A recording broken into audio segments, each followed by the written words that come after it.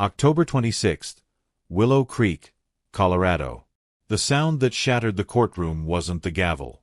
It wasn't a scream. It wasn't even a word.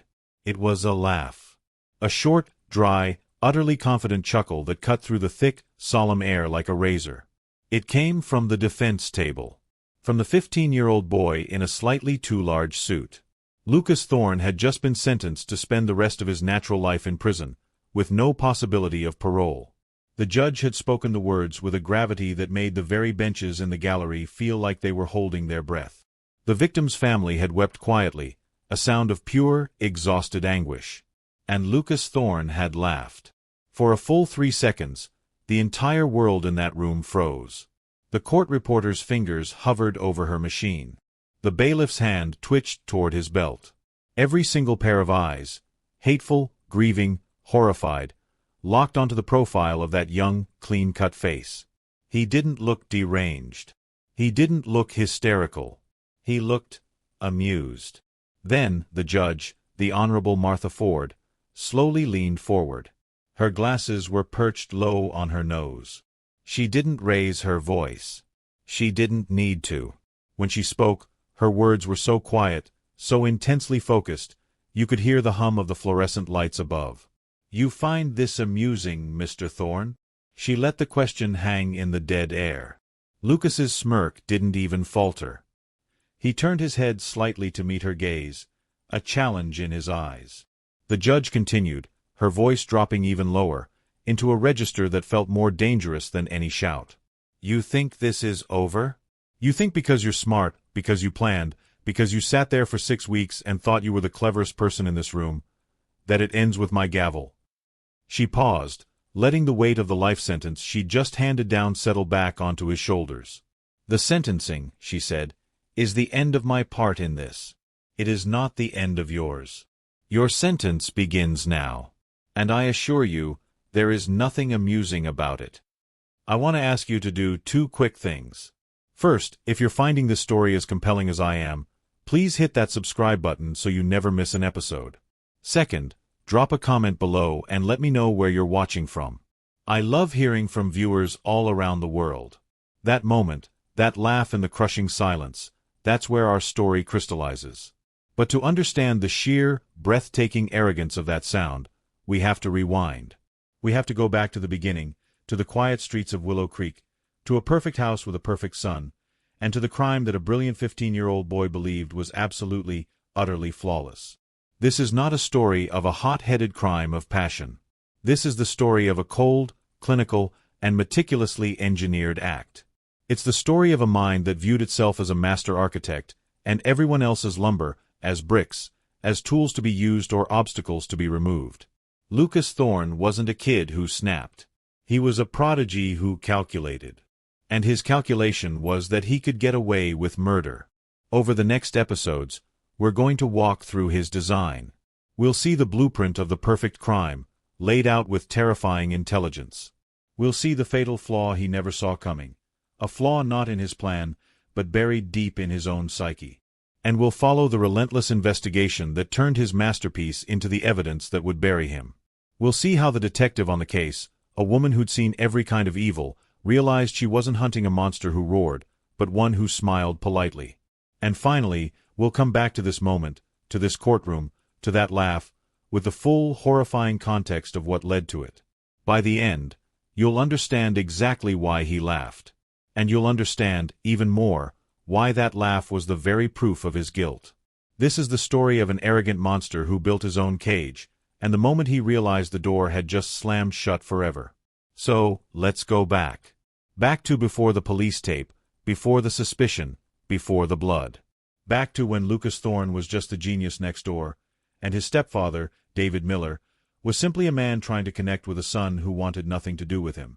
The first crack in the perfect facade was so small, nobody saw it. Not even Lucas. If you had moved to Willow Creek 6 months before all this, and you saw Lucas Thorne walking his neighbor's dog or collecting the mail, you would have thought one thing: that kid has it all together. And on the surface, he absolutely did. His room wasn't a teenager's messy cave. It was a showroom. Textbooks were ordered by subject and height on the shelf. His laptop sat centered on a spotless desk. The only decoration was a framed award, Colorado Junior Science Fair, first place. His project had been on forensic toxicology, which everyone thought was just a sign of a really sophisticated, macabre interest. A talking point. No one saw the blueprint. His mother, Elena, adored him. She was a kind, somewhat weary woman who saw in her son everything she hoped for, a way out of the quiet struggle her life had become after Lucas's father left. Lucas was her masterpiece. She'd tell anyone who listened about his grades, his maturity, how he'd make coffee for her when she had a late shift at the hospital. "He's just an old soul," she'd say, with a grateful smile. And then there was David Miller. David was the new variable in the equation. He'd been in their lives for 2 years, married to Elena for 1. He was a good man. A solid man. A project manager for a construction firm who believed in fixing things, in building things, in straightforward solutions. He loved Elena, and he genuinely wanted to bridge the quiet, polite distance that Lucas maintained. That was his mistake. To Lucas, David wasn't a stepfather. He was an intrusion. A foreign object inserted into a perfectly calibrated system. Lucas didn't hate him with fire. He resented him with the cold, analytical disdain of a programmer for a glitchy, outdated piece of software. We can see it best at dinner that night, the last normal dinner. The scene is so ordinary it's painful. Elena is passing the mashed potatoes. The ceiling fan clicks softly overhead. "How was school today, Lucas?" David asks. It's his go-to question. His attempt. Lucas looks up, a polite, empty smile on his face. "It was fine, David. We reviewed stoichiometry in AP chemistry." He says it not to share, but to showcase. A subtle reminder of the intellectual gap between them. "Right, the mole stuff," David says, trying to connect. "Well, sounds like you've got it handled." "I do," Lucas says, and the conversation ends there. He returns to his food, cutting his chicken into precise, even pieces. Elena jumps in, filling the silence with chatter about a coworker. Lucas watches David from the corner of his eye. He sees the man's hand on his mother's shoulder, a casual, affectionate touch. He watches how David tries to lead, to provide, to be the head of the household. It was all so performative, so unnecessary. In Lucas's mind, a single clear thought formed: he doesn't belong here. He is disrupting the order. Then David dropped the catalyst. "So, guys," he said, wiping his mouth, "I was thinking. This weekend, instead of you being glued to that computer, Lucas, we all go up to the cabin. No Wi-Fi. Just fishing, hiking. Some real family time. Your mom could use the fresh air." Elena smiled, hopeful. "Oh, that sounds lovely." Lucas's knife paused mid-cut. The cabin. A cramped, dusty space with no privacy. David's world of simple, physical things. Forced interaction. It was every boundary he had meticulously maintained, about to be violently crossed. He looked at David's earnest, expectant face. He saw the man's complete and total misunderstanding of the situation. David thought he was planning a bonding trip. Lucas, in that instant, heard a declaration of war. He smiled that same polite smile. "Sure, David. That sounds interesting." But behind his eyes, the calculation had already begun. The assessment was complete. The variable had to be removed. Not with anger, but with logic. A surgeon doesn't get mad at a tumor. He simply plans its removal. The perfect son finished his dinner. He helped clear the plates. He said good night. And upstairs, in his pristine room, he opened a new, hidden document on his computer. The title was a single, chilling word: project. For most people, planning a murder would be a frantic, emotional thing. A storm of rage and fear and desperate ideas. For Lucas Thorne, it was a semester project. He approached it with the same calm, focused intensity he applied to everything else. This wasn't about passion. It was about physics, cause and effect. Remove the problem, minimize the fallout. That was the assignment he'd given himself. And so, in the weeks after that dinner, the research began. Not in shadowy corners of the web, but right out in the open. He used the school library's academic databases. He logged into the university research portal his science fair win had given him access to. He was studying forensic countermeasures and undetectable poisons, not as a killer, but as a hypothetical researcher. The system saw a prodigy digging deeper into his award-winning topic. It never saw the monster taking notes. He needed a method.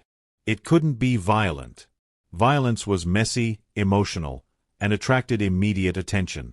It had to look like an accident, or better yet, like a natural cause. That's when he found it, buried in a dry, decades-old toxicology report, orellanine. It was perfect. A toxin produced by a specific fragile mushroom that grew in the damp, shaded forests of Colorado. It was notoriously slow-acting. Symptoms, nausea, cramping, debilitating back pain, wouldn't appear for 2 to 3 days. And by then, the toxin would have begun to shred the victim's kidneys, mimicking the symptoms of a sudden, catastrophic renal failure. To an EMT or a rushed doctor, it would look like a tragic medical event. A fit man struck down by a random, cruel twist of biology. Even better, David was a hobbyist forager. He'd often go into the woods behind their neighborhood on weekends, coming back with pouches of wild onions or berries. A mistake in his basket wouldn't seem strange at all. It would seem like a tragic, understandable error. Lucas leaned back in his desk chair, a faint, genuine smile on his face. It was elegant. It was quiet. It was, in his mind, almost beautiful in its precision. But theory wasn't enough. A good architect tests his materials. This is where we see the first true glimpse into the abyss. One Saturday, when David and Elena were out, Lucas went into the woods. He found the mushrooms, Cortinarius orellanus, deceptively pretty, orange-brown things. He collected a few, using gloves he'd taken from his mother's hospital stash. Back in his bathroom, with the fan on, he used a pestle and mortar from the chemistry set he'd gotten for his 14th birthday. He crushed a tiny piece of the mushroom cap into a fine powder. He didn't feel a thing. No pulse of adrenaline. No guilt. He felt the focused curiosity of a scientist preparing a slide. The family's elderly dog, a lethargic golden retriever named Buddy, slept on a rug in the sunroom. Lucas sprinkled the microscopic amount of powder onto a piece of leftover lunch meat. He called the dog over. Buddy lumbered up, tail wagging slowly, and took the treat gently from the boy's hand. Lucas watched. He timed it. 36 hours later, Buddy began to vomit. He became listless, refusing his food. Elena was worried, saying they'd need a vet visit. David looked sad, saying maybe it was just old age finally catching up. Lucas simply observed. He noted the timeline. He confirmed the symptoms matched his research. The dose was too small to be fatal for an animal of that size, and after 2 days of sickness, Buddy began to recover. To Elena and David, it was a scare about their pet. To Lucas, it was a successful, controlled laboratory experiment. The subject lived. The data was confirmed. That night, he made an entry in a hidden, encrypted journal on his computer. It wasn't a diary of feelings. It was a project log. Entry: subject test positive. Delivery method: oral. Effective. Onset: 36 hours. Symptoms: consistent. Potency confirmed. Next phase: procurement of viable dose and integration into target environment. He closed the laptop. Downstairs, he could hear David laughing at something on TV. The sound was no longer an annoyance. It was the ticking of a clock. The subject was active. The protocol was underway. The architect had finalized his design. All that remained was the construction. And Lucas Thorne knew, with a bone-deep certainty, that he would build something perfect.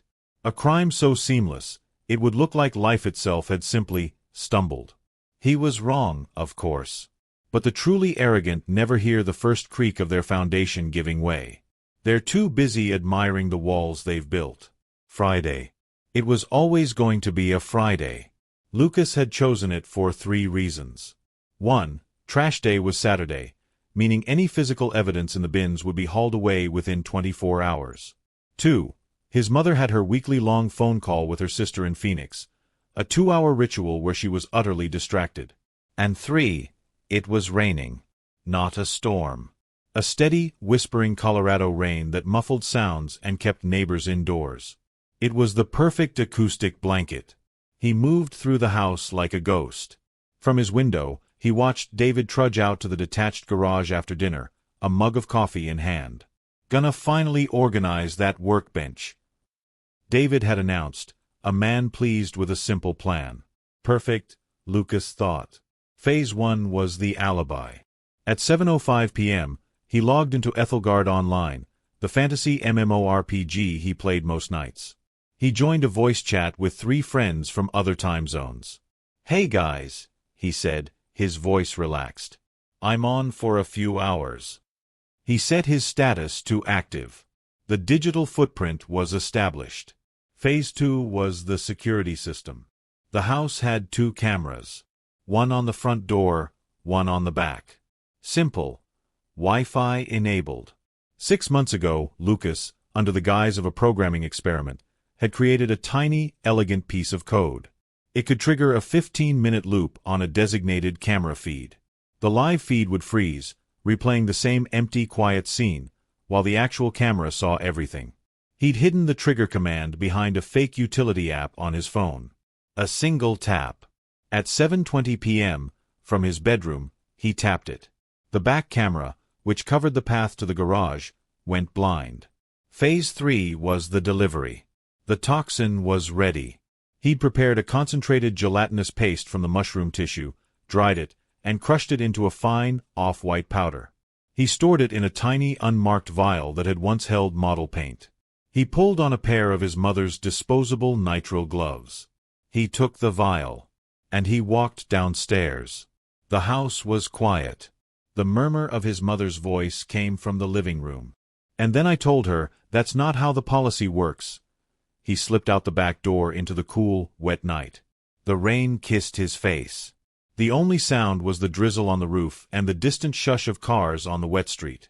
He crossed the 20 feet to the garage. The side door was unlocked. He opened it slowly. The garage was a world of shadows and sharp smells. Motor oil, cut wood, damp concrete.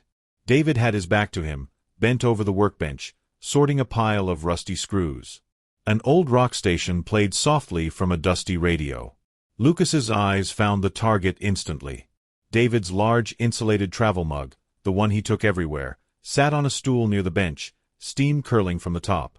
This was the moment. The pivot point of his entire design. His heart rate didn't spike. His breath stayed even. He felt a profound, chilling clarity. He was a technician performing a critical, rehearsed task. He moved silently on the concrete floor. In 3 steps, he was beside the stool. He uncapped the vial. He tipped a precise amount, what his research deemed a definitively lethal dose, into the dark coffee. He watched the powder swirl, dissolve, and vanish. He recapped the vial.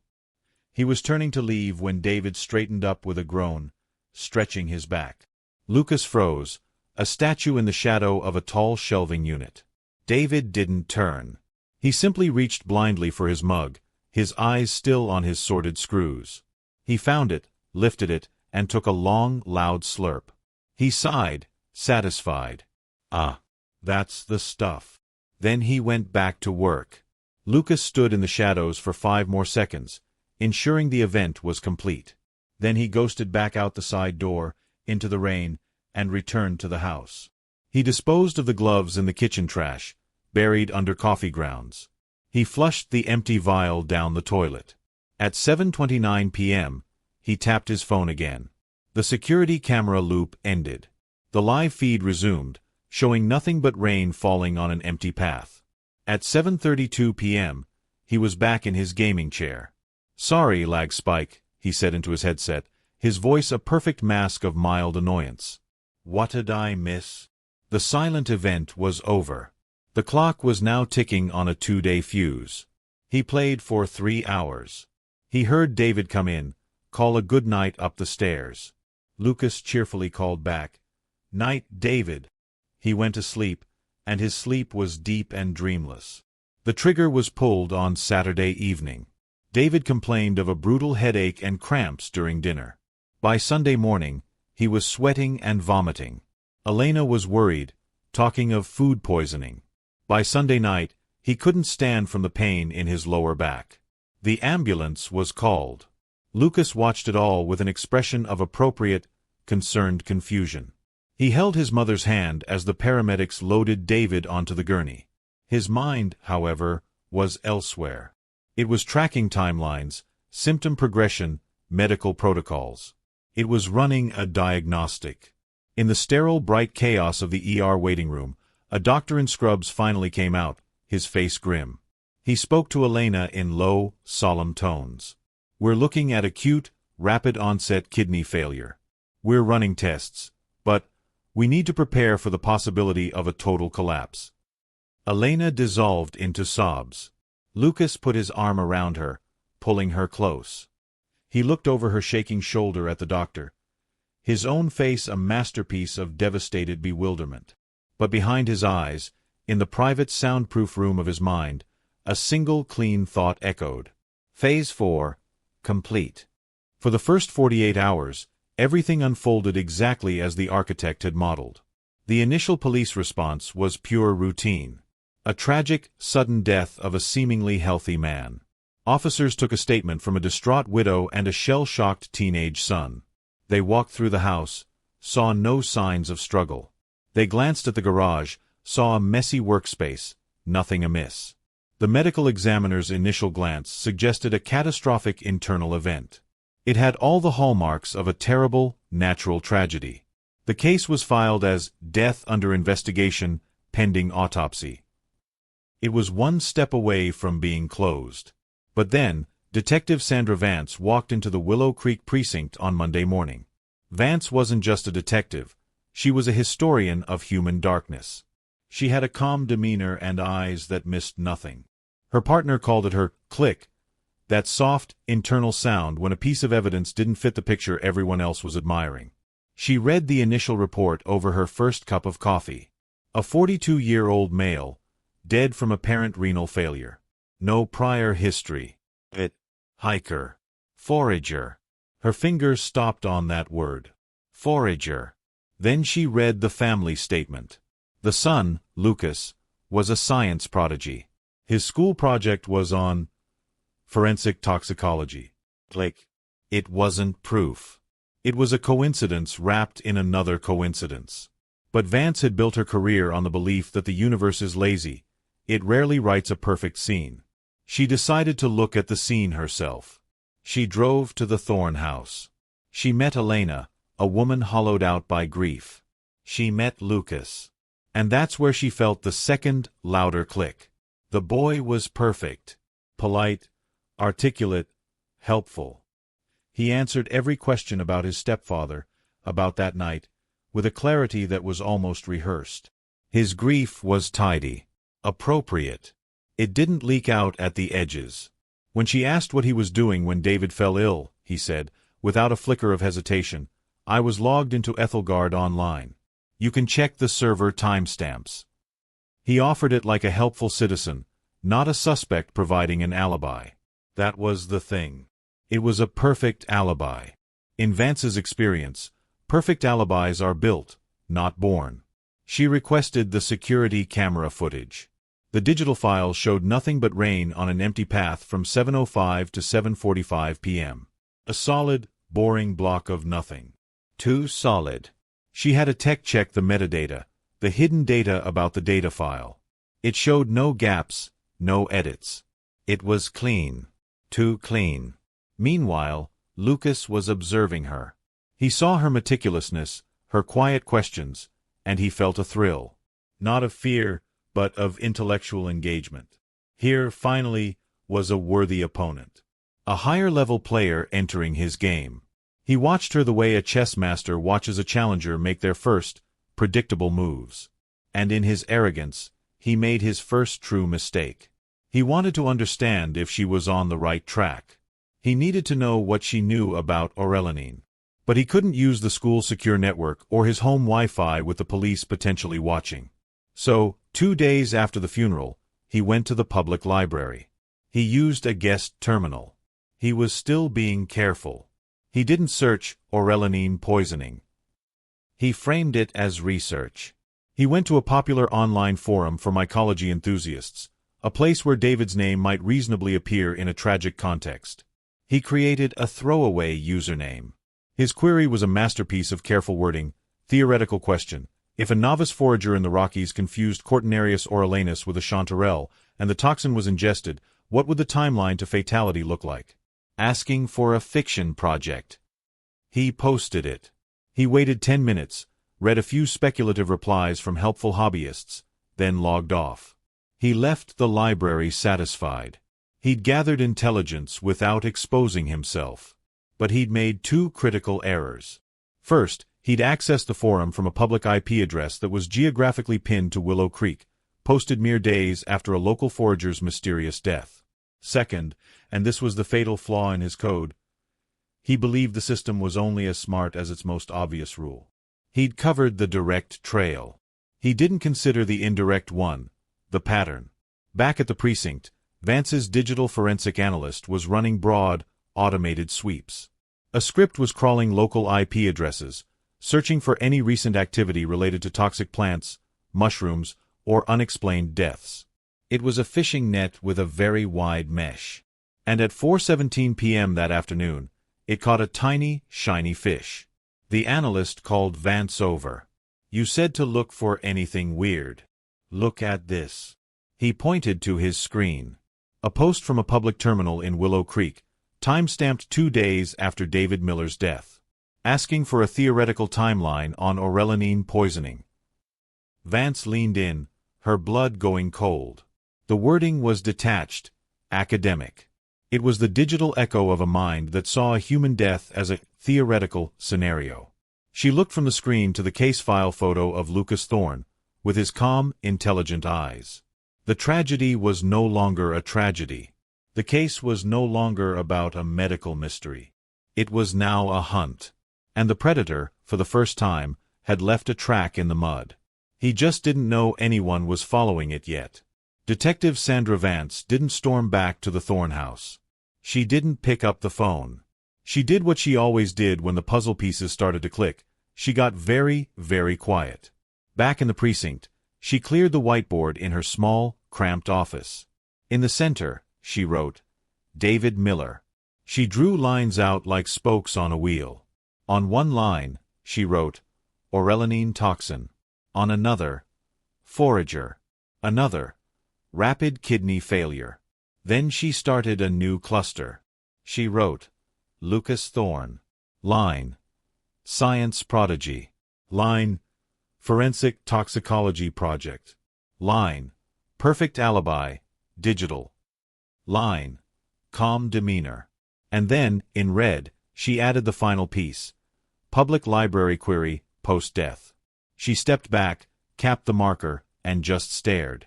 Alone in the quiet room, with the hum of the old fluorescent lights, the pattern wasn't just visible. It was screaming. It wasn't any one thing. It was the confluence. The convergence of capability, knowledge, opportunity, and now, this bizarre, cold-hearted search for information after the fact. It painted a picture not of a grieving stepson, but of a student reviewing his work, checking his math. Her next move was textbook, but it was aimed like a laser. She got a warrant for Lucas Thorne's school records. Not just his grades, his access logs. And there it was, in black and white. Lucas had independent study privileges in the advanced chemistry lab. He'd signed in on 14 separate occasions over the past 3 months, always after school. The stated purpose for his project, chemical analysis of organic compounds. The teacher's note glowed with praise, a remarkably self-directed and meticulous researcher. Vance could picture it. The empty classroom. The sterile lab equipment. A brilliant boy with all the time and tools he needed, not to study a toxin, but to isolate one. To refine it. She then subpoenaed the family's complete internet history from their home router. The analyst brought her a thick printout. Most of it was mundane: streaming services, news sites, Elena's nursing board forums, and Lucas's gaming traffic, a constant, heavy stream. But buried in that stream, like a single drop of poison in a river, was something else. Over the past 4 months, sprinkled between game server pings, were searches on organic poison detection windows, and forensic soil analysis, and digital alibi verification. Each one was done in a private browsing window, but the router still saw the destination. They weren't clustered. They were spaced out. Methodical. The research phase of a long-term project. Vance took a drive. She didn't go to the house.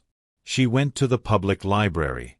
She stood at the very guest terminal the log indicated. She looked at the chair. She imagined a calm, intelligent 15-year-old boy sitting there, thinking he was invisible, typing a theoretical question about how long it takes for a man to die. That's when the last piece of the pattern locked into place for her. It wasn't about the what anymore. It was about the why. The why was in that library query's tone. It was in his detached performance at the house. It was in the flawless, digital alibi. This wasn't a crime of hate or fear. This was a crime of arrogance, of elimination. David Miller wasn't murdered out of passion. He was removed out of principle. Because he was an obstacle. A nuisance in a perfectly ordered world.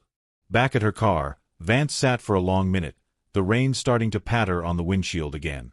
She felt a cold certainty settle in her gut. This was the most dangerous kind of killer. One who believed they had transcended emotion. One who thought murder was just a logical process. She started the engine and drove back to the precinct. She walked straight into her lieutenant's office, bypassing the usual morning greetings. "We need to reclassify the David Miller case," she said, her voice leaving no room for debate. The lieutenant looked up from his paperwork. "From what accident?" "From accident to homicide," Vance said. She placed the thin file from the library and the school access logs on his desk. "And I need the warrant paperwork started for a full forensic dive on the kid's electronics. We're not looking for a smoking gun. We're looking for the blueprint." The hunt was no longer just an instinct in her mind.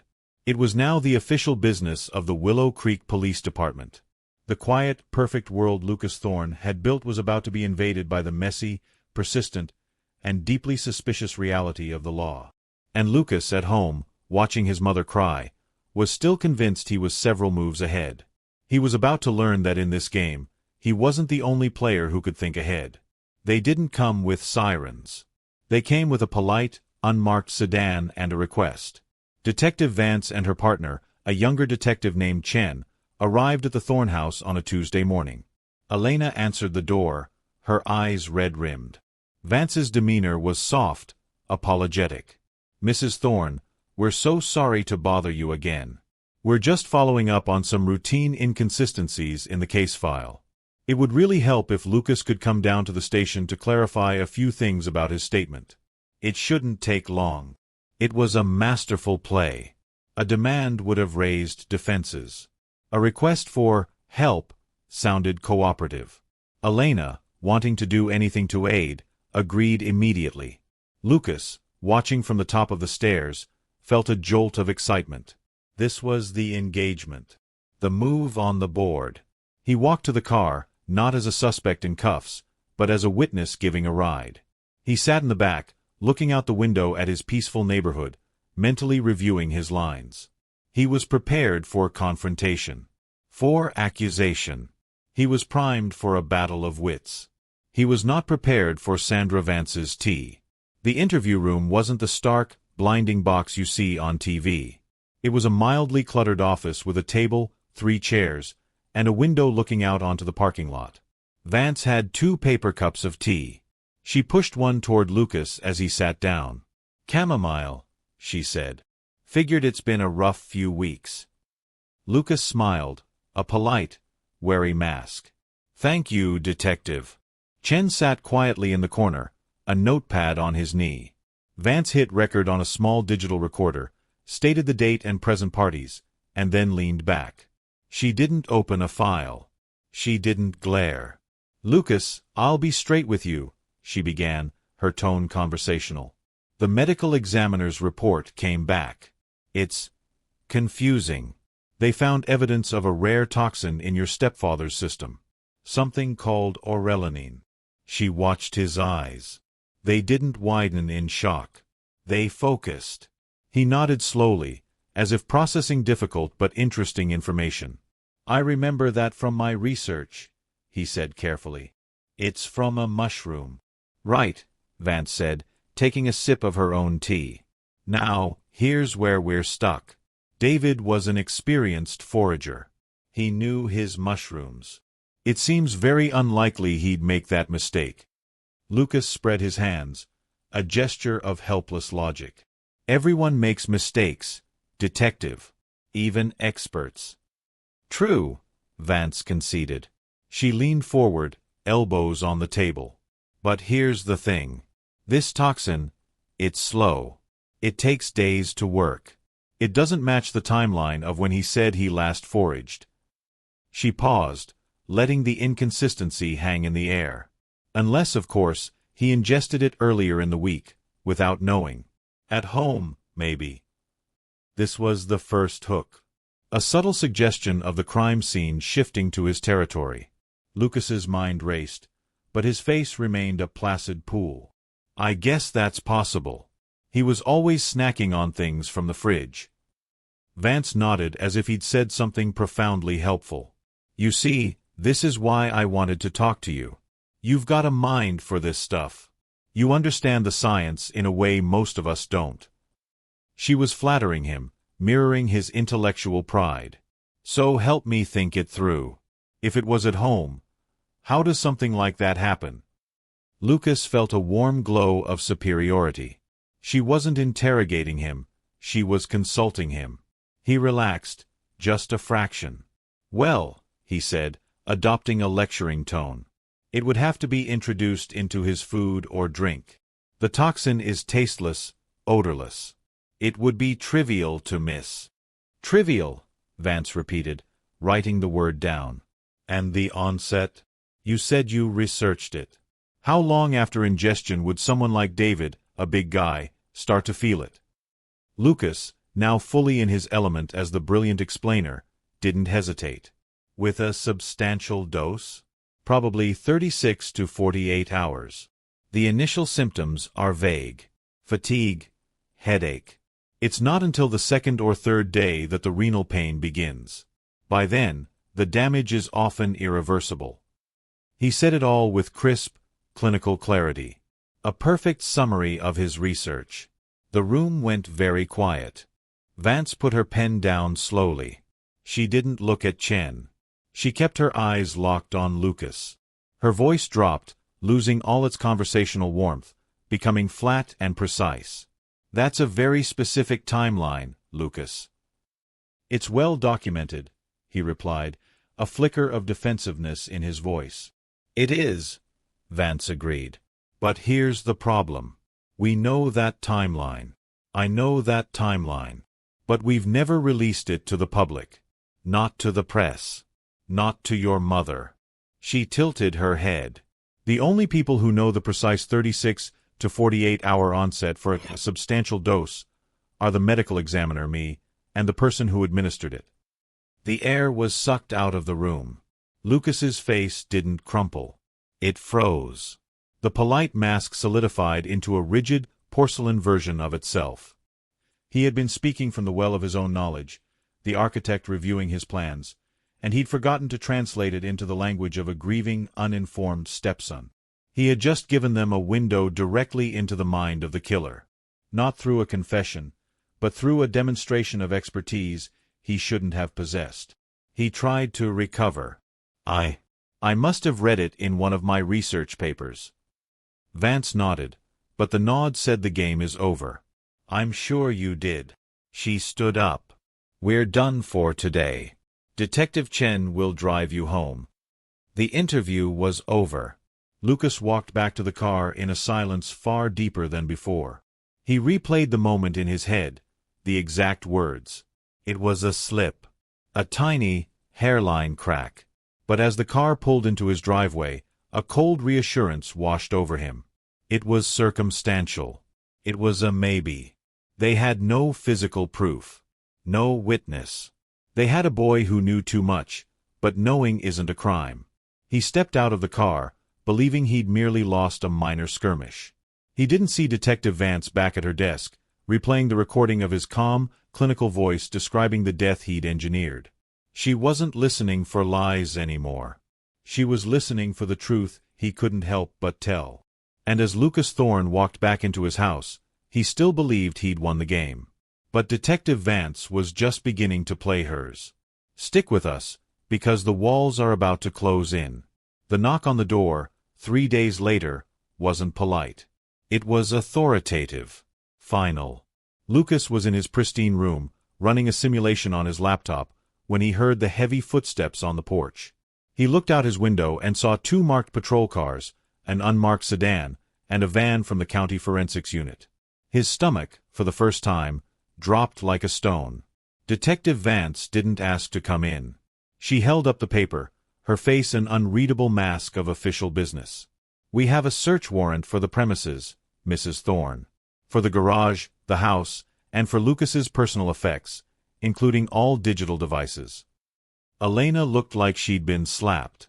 What are you looking for?" "Evidence pertaining to the death of David Miller," Vance said, her tone leaving no room for discussion. "Please step aside." The invasion was swift and total. Lucas's world of order was suddenly filled with strangers in gloves and booties. He was made to sit on the living room couch with his mother, a uniformed officer nearby, as they ransacked his sanctuary. He heard them in his room. The sound of drawers opening, of books being taken from shelves. He watched a forensics technician carry out his laptop, his gaming console, his cell phone, all sealed in clear plastic evidence bags. Each one felt like the removal of a piece of his armor. But the true blow came from the garage. He hadn't considered the journal. Not the digital one. He was too smart for that. This was a physical notebook, a Moleskine, hidden in a small, locked fireproof box he kept under a loose floorboard beneath his bed. The box was for important documents. He'd written in the journal only a handful of times, in a cipher of his own design. It was a mental exercise, a way to clarify his thoughts. He'd been so careful. The officer found the loose board by accident, his foot tapping a hollow spot. The box was pried open. Detective Vance stood in the cluttered garage, under the single hanging bulb, and flipped through the pages. The writing was a chaotic mix of numbers, symbols, and fragmented English. But one page, near the middle, had a heading in clear text: Project Parameters. Beneath it, in the code, were lists: source, dosage, delivery vector, timeline, clean-up protocols. And in the margin, written in plain English as if he'd been thinking out loud, was a single devastating line. The emotional variable, Elena, will require management. Predicted response: grief, confusion. No logical threat. Vance closed the book. She felt no thrill of victory, only a profound chill. David Miller wasn't even a name in here. He was a parameter, a variable to be solved. Elena was just the emotional variable. This wasn't a diary of a killer, it was the project notes of a technician. And it was more damning than any confession scrawled in blood. The social siege began that same afternoon. News of the police search, with their vans and their evidence bags, spread through Willow Creek High School like a virus. Whispers followed Lucas in the hallways. The friendly claps on the shoulder stopped. Conversations died when he approached his usual lunch table. He saw it in their eyes. The curiosity had curdled into fear, and then into a kind of fascinated revulsion. He was no longer Lucas Thorne, the genius. He was Lucas Thorne, the maybe killer. That night, in a house that felt cavernous and violated, Lucas sat on the edge of his stripped-bare bed. The cold anger that settled over him wasn't panic. It was outrage. How dare they? How dare these plotting linear minds invade his space, misinterpret his private intellectual exercises, disrupt the elegant narrative he had written? He replayed the interview, the search, the whispers. They had the journal. They had his knowledge of the toxin. It was all circumstantial, a story they were building. But stories could be torn down.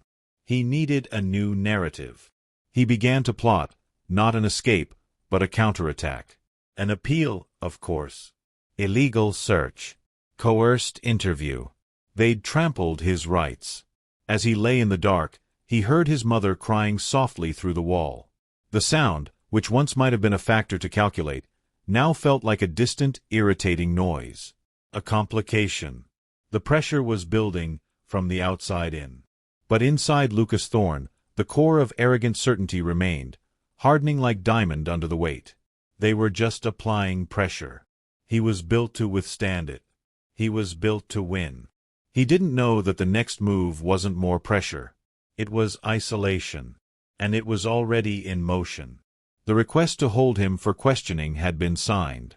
The cell in the juvenile holding wing, right next to a chatty, arrested car thief who owed the police a favor, was being cleaned and prepared. The trap wasn't sprung at home. Vance knew that territory gave him strength, a sense of control. She needed to pull him out of his element, into a place where the walls were literal. They came for him at school. It was during the passing period between second and third period. The hallway was a river of backpacks and shouted conversations. Lucas was at his locker, spinning the combination with his usual efficient precision, when the current of students around him suddenly parted. Principal Hendricks was there, his face grim. Flanking him were Detective Vance and Detective Chen, along with a uniformed school resource officer. Every conversation in a 20-foot radius died into a deafening, ringing silence. "Lucas," the principal said, his voice too loud in the quiet. "You need to come with me, son." Lucas's hands went still on the lock. He looked past the principal, his eyes locking directly onto Vance's. There was no surprise in his gaze. Only a cold, evaluating challenge. "So this is your move. Am I under arrest?"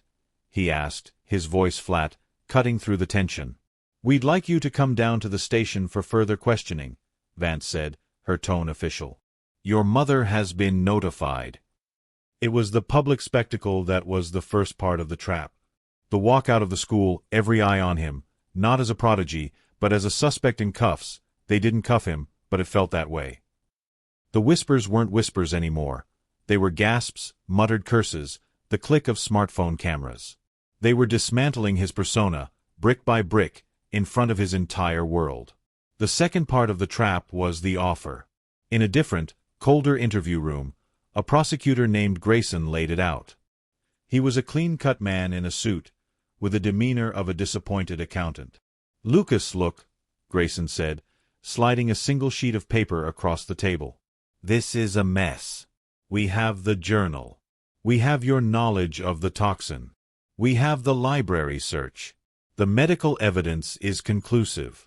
This is going to trial, and a jury is not going to look kindly on a smart kid who thought he could outsmart everyone." Lucas said nothing. He stared at the paper. It was a plea deal offer. Manslaughter. 15 years, with the possibility of parole. "This," Grayson said, tapping the paper, "is the logical outcome. It acknowledges a tragic loss of control, a moment of profound error. It saves the state a trial, it saves your mother the agony, and it gives you a future. Life without parole. That's a different story. That's a dark room you never leave." It was a direct appeal to the very logic Lucas worshipped. The optimal solution. Minimize the damage. Lucas looked from the paper to Grayson, and a faint, derisive smile touched his lips. They were trying to play his game. They were offering him the losing move, dressed up as a smart compromise. It was an insult. "I didn't do anything wrong," Lucas said, his voice quiet and firm. "I want a lawyer." Grayson sighed, a performance of regret. He retrieved the paper. "Your call. But the offer expires the moment we walk out that door." The third, and most intricate part of the trap, was the cell. Because he was a minor, and because they were just holding him for questioning, they put him in a temporary holding cell in the juvenile wing. It was clean, sterile, with a concrete bench and a stainless steel toilet. And he wasn't alone. In the adjacent cell was a guy named Marco. Marco was 19, wiry, covered in faded tattoos. He'd been picked up for Grand Theft Auto. He was the opposite of Lucas, all restless energy and street-smart talk. "Rough day, kid?" Marco asked, peering through the bars. Lucas ignored him, sitting on the bench, staring at the opposite wall, running through legal precedents in his head. But Marco was a talker. "Hey, I get it. They trying to pin some heavy stuff on you? You got that smart guy look. Like you're thinking 10 steps ahead." Against his better judgment, Lucas glanced over. Marco grinned. "See, I know the type. Cops hate that. They hate when you're smarter. They ain't got evidence, they make a scene. They grab you at school, right? Humiliate you. Make you feel small. That's the play." Lucas remained silent, but he was listening. This creature was articulating his own experience. "Thing is," Marco continued, leaning against the bars conspiratorially, "the system's dumb, man. It's slow. It's got rules. Smart guys, they navigate the rules. They find the cracks. They always find the cracks. Evidence gets lost. Witnesses forget. Technicalities, man.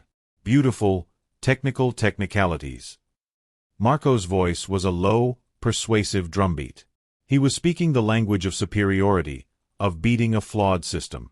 It was a mirror held up to Lucas's own arrogance, and Lucas found himself staring into it.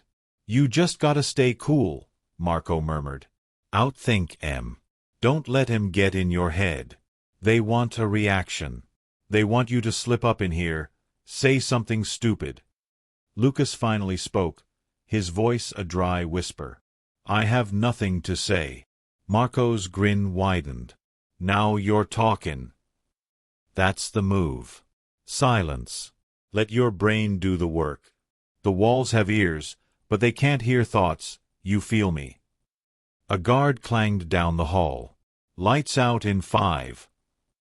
Marco gave Lucas a final, knowing nod. "Hang in there, Brainiac. Outsmart em." The lights went out, plunging the holding wing into a deep, echoing blackness. Lucas lay on the hard bench, Marco's words swirling in the dark. "Smart guys. Find the cracks, technicalities." The trap was perfectly set. They had appealed to his logic.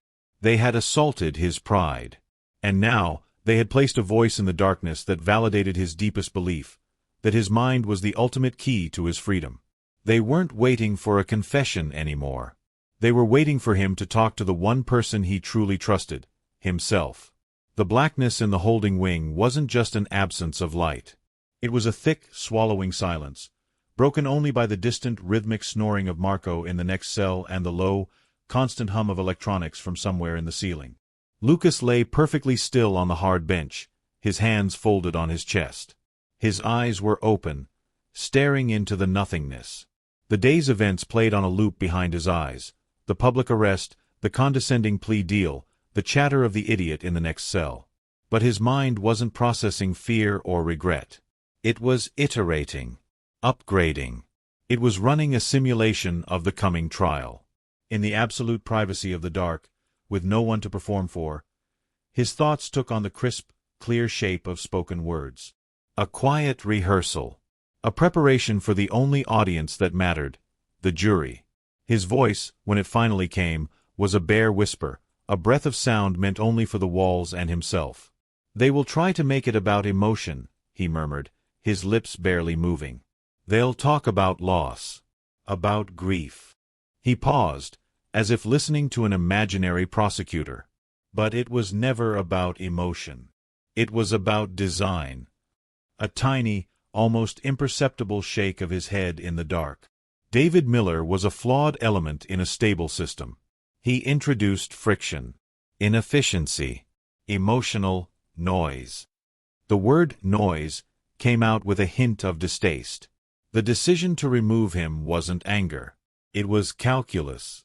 A simple equation where his continued presence created more disorder than his absence. He shifted slightly, the sound of his clothes loud in the silent cell. "They'll call it murder.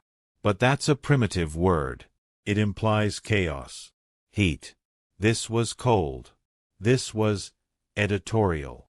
He let the word hang in the dark. Editorial. It felt right. Precise. I edited a flawed narrative. I removed a character who served no logical purpose, who degraded the plot. The mistake wasn't the act. The mistake was their inability to see the design. They look at a revised manuscript and only see the whiteout. They don't see the improved story.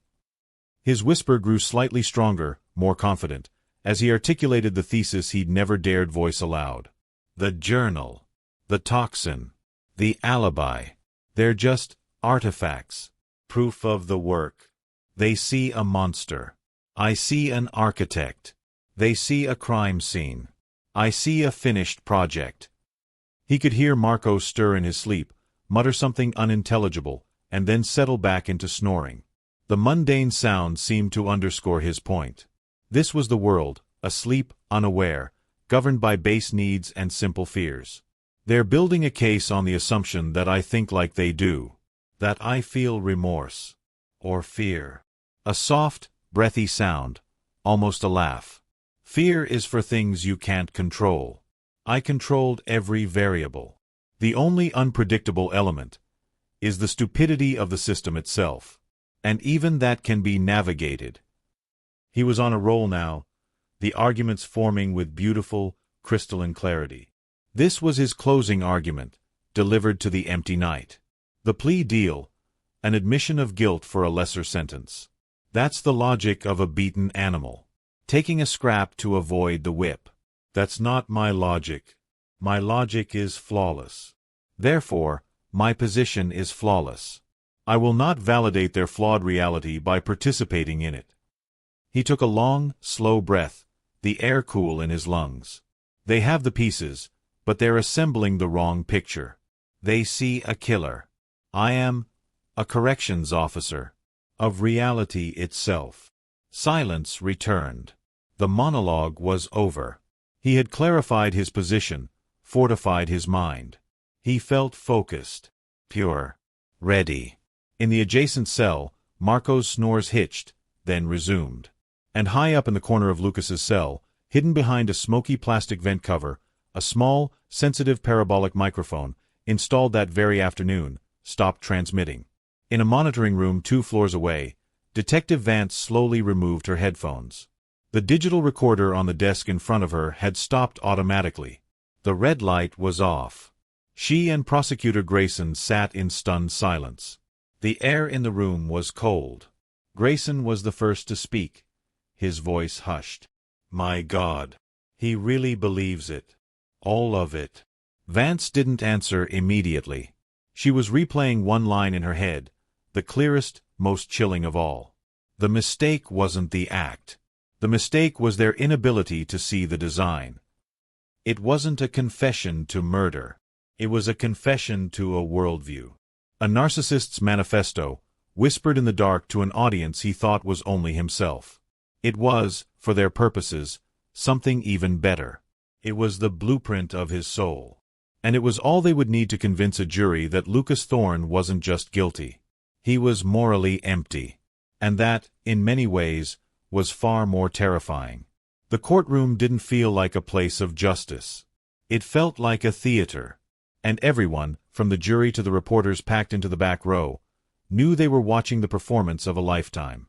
Lucas Thorne, now 16, sat at the defense table in a suit that fit him better than the last one. He didn't slouch. He didn't fidget. He sat with the attentive, curious posture of a graduate student auditing a fascinating lecture. His own murder trial was the most compelling case study he'd ever encountered. The prosecution went first. They methodically built their city of evidence, brick by brick. They presented the journal. The prosecutor, Grayson, held up the Moleskine, its cryptic code visible on a large screen. This isn't a diary, he told the jury. It's a project plan. David Miller is reduced here to a parameter. His wife, to an emotional variable. This is the cold, mechanical blueprint of a murder. They presented the library search records, time-stamped after the death. Grayson painted the picture, a boy, so confident, so arrogant, going to a public terminal to do a little post-murder research. They presented the school lab logs, the testimony of his chemistry teacher about his remarkable, self-directed work. They laid out the forensic toxicology linking the poison in David's body to the specific mushroom genus. Through it all, Lucas would occasionally lean over and whisper to his defense attorney, a sharp-eyed woman named Cruz. He wasn't offering emotional pleas. He was pointing out logical inconsistencies, suggesting lines of questioning. He was consulting on his own defense. The defense's strategy was clear. Don't fight the facts, frame the mind. Attorney Cruz stood before the jury, not denying the evidence, but explaining it. Lucas Thorne is a singular intellect, she said. A boy who lives in a world of abstracts, of theories. The journal? The tragic musings of a brilliant, socially isolated teenager working through feelings of displacement with the only language he knows, logic and science. The library search? A morbid, but academically driven, curiosity following a family tragedy. He wasn't researching his crime. He was trying to understand a shocking death. She painted David not as a victim, but as a source of conflict. A stepfather who didn't understand, who pushed too hard. She was trying to inject emotion, anger, resentment, confusion, into a narrative that had, so far, been chillingly emotionless. But then, the prosecution played the tape. Grayson approached the audio console. The defense has spoken of abstraction, of theory, he said. Let's listen to the defendant's own theories. Recorded while he was in holding. He pressed play. The sound of the cell block filled the courtroom, the hum, the distant snoring. And then, that whisper. Lucas's whisper, clear as ice water. They'll call it murder. But that's a primitive word. This was cold. This was editorial. You could see jurors stiffen. One woman put a hand to her mouth. I edited a flawed narrative. I removed a character who served no logical purpose. The mistake wasn't the act. The mistake was their inability to see the design. Elena Thorne, in the front row, began to cry silently, her body shaking as she heard her son dissect her husband's death like a faulty math problem. Lucas, at the table, didn't flinch. He listened to his own words with a slight, analytical tilt of his head, as if critiquing the audio quality. When the recording ended with, I am a corrections officer, of reality itself, the silence in the room was absolute. The defense's framing of a confused, intellectual boy shattered into a million pieces. This was clarity. This was a creed. The climax came with Detective Sandra Vance's testimony. She wasn't just there to present facts. She was there to connect them into a portrait. Grayson led her through the investigation. The hunch. The library find. The interview where Lucas slipped up. The search. And finally, the recording. Detective Vance, Grayson asked, based on your expertise and your entire involvement in this case, what did that recording reveal to you? Vance looked not at Grayson, but directly at the jury. Her voice was steady, matter of fact. It revealed the absence of a human heart, she said. The journal showed us the planning. The evidence showed us the method. But that recording, that showed us the why. There is no remorse there. No guilt. There's only the serene, unshakable belief that he was right. That David Miller's life was a grammatical error, and Lucas Thorne was merely the delete key. The metaphor hung in the air, brutal and perfect. On cross-examination, defense attorney Cruz tried to attack. Detective, isn't it true you became fixated on my client from the very beginning? That you interpreted every piece of his unique intellect as evidence of guilt? Vance met her gaze evenly. I didn't interpret his intellect as guilt, counselor. I interpreted his arrogance as a trail. He left a trail of contempt, for his victim, for the investigation, for the very gravity of what he'd done. That's not intellect. That's pathology. And it's the loudest clue he left behind. The trial stretched for days, but the momentum had shifted irrevocably in that moment with the whisper in the dark. The prosecution had presented a mountain of physical evidence. But Vance had given the jury the key to understanding the mind that built that mountain. They weren't just judging actions anymore. They were judging a soul. And in that whispered confession, they heard nothing but a chilling, empty wind. Lucas, for his part, took notes. He analyzed the legal strategies. He remained, to the very end, the most engaged and least emotionally invested person in the room. He was waiting for the verdict not with fear, but with a pure, analytical curiosity. He was about to get a definitive answer to his final, personal experiment. Could the system recognize a superior logic? He was about to find out. They deliberated for less than 8 hours. In the cavernous silence of the courtroom, that fact alone felt like a verdict. A quick verdict is rarely a good one for the defense. It means the evidence wasn't complicated.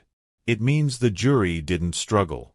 It means they saw a clear path through the forest of words and landed in a place of grim agreement. Lucas sat, as ever, perfectly composed. He had used the waiting time to sketch a rough diagram of the courtroom sightlines on a legal pad, a detached exercise in perspective. His mother, Elena, sat directly behind him, clutching a tissue that had long since disintegrated into a damp pulp. David's brother and sister sat on the other side of the aisle, their faces set in stone. The bailiff's voice cracked the silence. All rise for the jury. The sound of shuffling feet, of creaking benches, filled the room. Lucas rose smoothly, his eyes fixed on the door from which the jurors would emerge. He wasn't looking for hope or mercy in their faces. He was collecting data points. Posture, eye contact, the speed of their walk. They filed in, a line of ordinary people looking exhausted and profoundly sober. Not one of them glanced at him. Data point, his mind noted. Avoidance of the subject. Possible indicator of discomfort with a verdict they perceive as harsh. The judge spoke. Madam Foreperson, has the jury reached a verdict? A woman in the first row, a school librarian with gentle eyes that now looked weary, stood. We have, Your Honor. The clerk took the slip of paper, carried it to the judge, who read it with an impassive face, and handed it back. The moment stretched, thin and taut enough to snap. Will the defendant please rise and face the jury? Lucas stood. Attorney Cruz stood beside him, her body tense as a coiled spring. The foreperson cleared her throat. Her voice, when it came, was clear and carried no emotion. It was just a vessel for the words. On the count of murder in the first degree, in the death of David Miller, we, the jury, find the defendant guilty. She said it once. But in the reverberating silence of the room, the words seemed to echo. Guilty, guilty, guilty. A sound escaped Elena, a muffled animal wail of pure despair, as if the verdict had been a physical blow. She collapsed into her seat. On the other side of the aisle, David's family gripped each other's hands, tears of relief and anguish streaming down their faces. Lucas did not move. His expression didn't crumble into shock or fury. It solidified. The polite, attentive mask he'd worn for months hardened into something colder, more mineral. It was the look of a supercomputer receiving an illogical result. Error. Does not compute. The judge thanked the jury. She set a date for sentencing. The formalities droned on around him. As the reality of the room began to surge back in, the crying, the shuffling, the deputies moving closer, Lucas leaned down ever so slightly toward his attorney. His voice was a low, urgent whisper, completely devoid of panic. The appeal will focus on the admissibility of the audio recording, he said, his mind already leaping over the present catastrophe to the next procedural challenge. It's a clear violation of expectation of privacy in a holding cell. It's the foundational error. We build from there. Attorney Cruz looked at him, her professional mask slipping for just a second to reveal pure, unvarnished pity. He wasn't hearing the cries. He wasn't feeling the finality of the word, guilty. He was diagnosing a technical glitch in the system. The judge's gavel fell with a definitive crack. Court is adjourned. 2 bailiffs approached Lucas, one on either side. For the first time, their hands were on him not as escorts, but as guards. The physical reality of the verdict. As they turned him to lead him away, he cast one last look around the courtroom. Not at his weeping mother. Not at the grieving family. His eyes swept over the jury box, the judge's bench, the prosecutor's table. It was the look of a master player who has just lost a game on a technicality he still couldn't quite accept. He didn't see a room full of people who had weighed evidence and found him a murderer. He saw a room full of people who had failed a test. His test. And as they led him through the side door, back to the cages, the cold calculation in his eyes hadn't dimmed one bit. It had simply found a new problem to solve. The prison of his own making was now a legal one, but in his mind, it was still just another system. And systems, no matter how formidable, were made to be broken. He was wrong, of course. But the truly arrogant never hear the lock turning. They're too busy planning how to pick it. 6 weeks later, in the same courtroom, under the same unforgiving fluorescent lights, they gathered for the last act. The air was different this time. Heavier. Saturated with a finality that even the trial hadn't possessed. This was the day for words that could not be appealed, the sentence. Lucas stood before the bench, hands clasped loosely in front of him. He wore a county-issued jumpsuit now, orange and coarse. It should have made him look small, vulnerable. It didn't. He wore it like a scientist's smock, as if he were merely awaiting the results of an experiment. First came the victim impact statements. David's sister spoke, her voice trembling with a grief that had aged her a decade. She talked about her brother's laugh, his terrible dad jokes, his quiet loyalty. She looked directly at Lucas. "You didn't just kill my brother. You killed my mother's son. You killed a future of nieces and nephews who will never know him. You stole a world of love for a reason I will never, ever understand." David's best friend, a burly man who worked construction with him, choked through tears of rage. "He was trying to help you, kid. He talked about it. He said you were a tough nut to crack, but he was going to keep trying. That was his crime. Trying." Each word was a weight added to the scale of justice. The room bowed under the collective grief. Through it all, Lucas's face was a study in polite attention. He nodded slightly, as if acknowledging points in a moderately interesting debate. He didn't look away. He didn't flinch. He absorbed their pain as data, loud, messy, and ultimately irrelevant to the core equation of his own actions. Finally, the judge spoke. She reviewed the facts of the case, the overwhelming evidence, the chilling recording. She spoke of the calculated cruelty, the utter absence of remorse.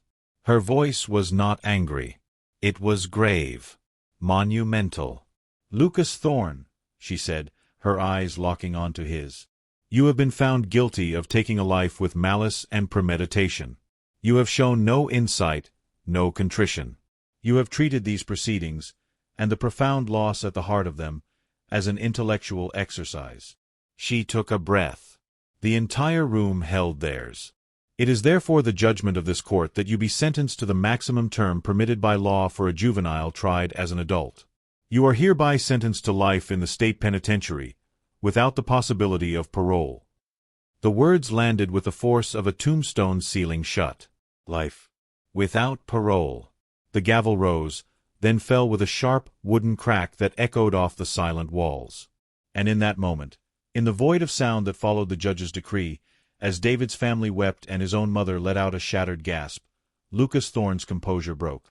But not into tears. A sound escaped him.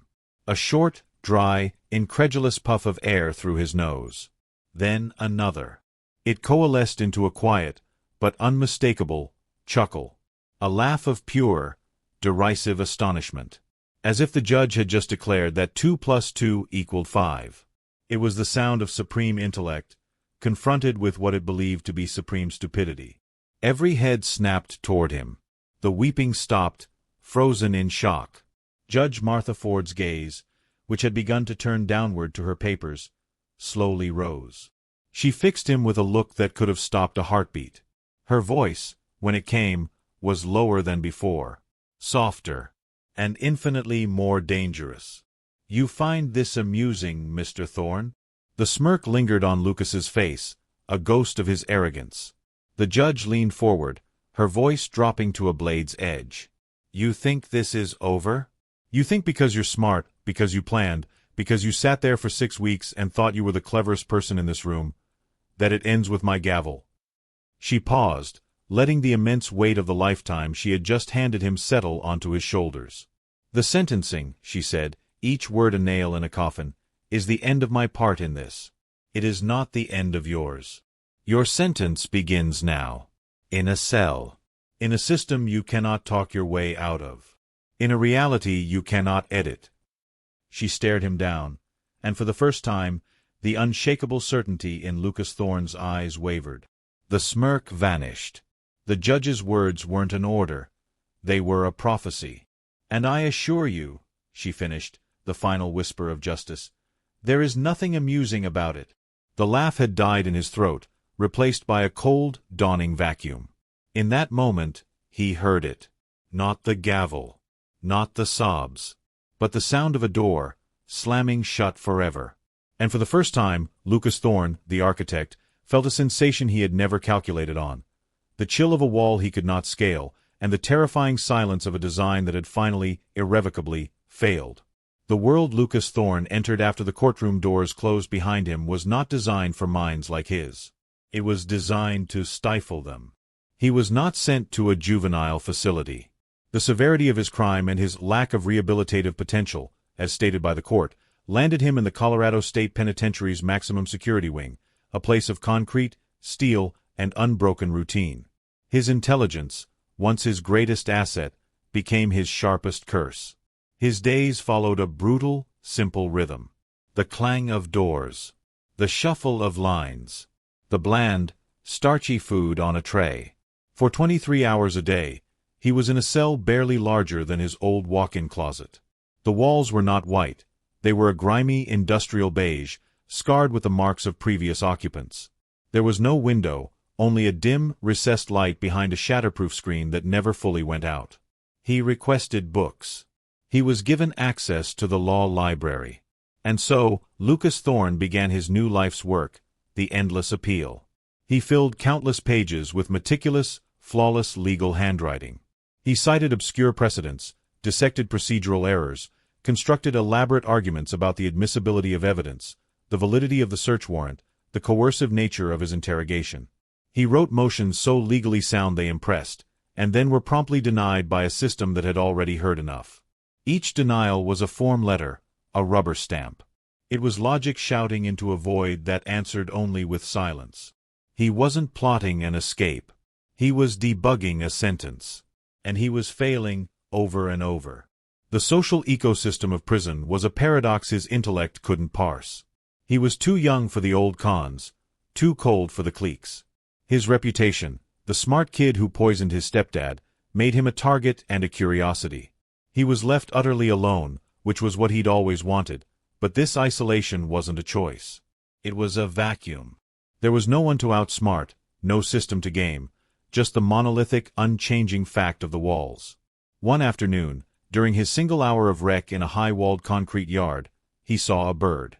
A single sparrow had somehow found its way into the canyon of the prison yard. It flitted from one bleak wall to another, confused, searching for an exit that wasn't there. It flew in frantic, repetitive patterns until, exhausted, it settled on the razor wire atop the far wall, a tiny, trembling silhouette against the vast, indifferent sky. Chapter 13. The Laugh, Full Circle. Lucas stood and watched it until the guards yelled for them to line up. In that moment, he felt nothing he could name. Not empathy for the bird. Not a metaphor for himself. Just a faint, distant recognition of a flawed design. An organism trapped in a geometry it couldn't comprehend. Meanwhile, on the outside, life moved on in ways both wounded and gentle. On a clear, cold Sunday, Detective Sandra Vance drove to the Willow Creek Cemetery. She wore plain clothes. She carried no badge. She found the simple headstone, David Miller, beloved husband, brother, friend. She didn't speak. She had no grand speech. She just stood there for a long while, listening to the wind in the pines. She thought about the man who'd loved hiking and bad jokes, whose crime was trying to be a father. She thought about the brilliant hollow boy who had snuffed him out for the sin of being inconvenient. Then she placed a single smooth stone from the creek bed near David's grave, an old tradition, a silent way of saying, "I was here." I remember. It was the quiet, human opposite of Lucas's grand, silent calculations. One was an act of memory. The other was just math. And in the end, the math had solved for only one variable, itself, trapped in an endless, echoing loop. So, what was it? What finally brought down Lucas Thorne, the architect of the perfect crime? It wasn't the library search. It wasn't the journal. It wasn't even the whispered confession in the cell. Those were just symptoms. The real flaw, the fatal crack in his foundation, was the one thing he believed was his greatest strength: his absolute, unshakable arrogance. He designed a murder that was physically flawless. He left no fingerprints, no murder weapon, no witness. He engineered an alibi out of ones and zeros. He thought that was the whole game. Outsmart the forensics. Outsmart the camera. But he fundamentally misunderstood what he was up against. He wasn't just fighting against evidence collection. He was fighting against human nature itself. His flaw was believing that grief was illogical, that a detective's intuition was a primitive instinct, that a jury's morality was a simple algorithm he could bypass. He saw the world as a system of cold, hard rules. He never accounted for the soft, stubborn weight of a sister's love, for the quiet persistence of a detective's conscience, for the collective outrage of 12 ordinary people sitting in a jury box. When he laughed in that courtroom, it was the purest expression of that flaw. It was the architect looking at a collapsing building and blaming the laws of physics for being unfair. He thought the system was broken because it found him guilty. The truth was, the system worked exactly as it was meant to. It recognized a predator who saw people as parameters, and it removed him from the world of people. His genius was real. But it was a lantern shown only in one direction, leaving him blind in the dark to everything else. He could calculate the lethal dose of a toxin, but he couldn't comprehend the infinite value of a single human life. That was the equation he kept getting wrong. In the end, the most perfect crime has one incurable weakness: the criminal, the human being behind the design. And the smarter they are, the more they believe their own intelligence is a suit of armor. They never feel the dagger of their own pride sliding between the plates. Lucas Thorne is still in that cell. He's still writing his appeals, debugging his life sentence. He's still solving for X, in an equation where the only real answer was the one the judge gave him, and the one he still can't accept. He thought he was editing reality. But reality, it turns out, has a way of writing its own ending. And his ended with the echo of a laugh, and the sound of a door locking forever. This was a story about a design that failed. If you found the psychology as fascinating as I did, please let me know in the comments. What was the moment you knew Lucas was doomed? And don't forget to subscribe for our next deep dive into the minds that believe they're untouchable. Until then, remember, the flaw is always there.